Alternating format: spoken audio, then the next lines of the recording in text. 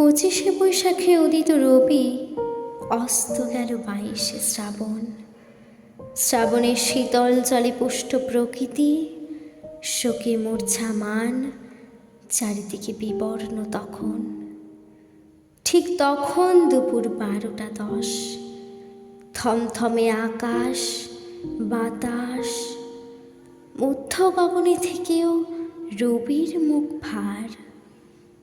রবির প্রস্থানে নেমে এলো অমানিসার ঘোর অন্ধকার।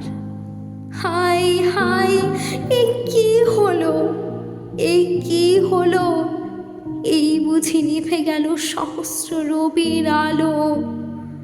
যে আলোর আলোয় অজ্ঞানরূপী অন্ধকার দূর করে লক্ষ কোটি মানুষের হৃদয়ে জেলেছ জ্ঞানের আলো। তোমার অক্ষর অমৃতের ধারা, সমগ্র ভূভাগে 7 সমুদ্রে বাকি 1 ভাগ ভূমি। সেকাল একাল সাহিত্য জগতের রাজাধিরাজ, মহা হিমালয় তুমি। শোকের পরে শোক জীবনে, সবই মিথ্যা আফসোস। তুমি বুঝেছিলে মৃত্যু তো মৃত্যু নয়, এ তো আসা যাওয়ার খেলা। পৃথিবীতে সীমিত সময়, কত কিছু দিতে হবে।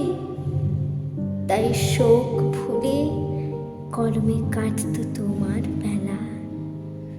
উজাড় করে সব কিছু দিয়ে চলে গেছো অমৃত লোকে আমাদের ছেড়ে।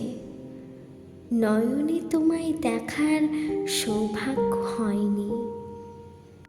তোমার সাজানো সমুদ্রে ডুব দিয়ে দেখি তোমায় প্রাণ ভরে। মাঝে মাঝে প্রশ্ন জাগে নিজের কাছে, রবীন্দ্র সমুদ্র অথল, কুল কিনারা নাই। তাই তো বলি প্রাণের ঠাকুর, তোমায় বোঝা এক জন্মে আমার সাধ্য নাই। বিশ্ববোধে জাগ্রত মহাপ্রাণ, বিস্ময়কর প্রজ্ঞা জ্ঞান গঙ্গার প্রবাহ থেমে গেল চিরতরে। চলে গিয়েও তোমার হলো না যাওয়া। হে কবিগুরু, জাগ্রত তুমি এই জগৎ জুড়ে। দুঃখের দিনে কিংবা বিচলিত ক্ষণে গীতাঞ্জলি গীতবিতানের পাতা ছুঁয়ে জুড়াই মন প্রাণ। তোমায় পুজিতে ঠাকুর, তোমার কবিতা গাই তোমারই গান।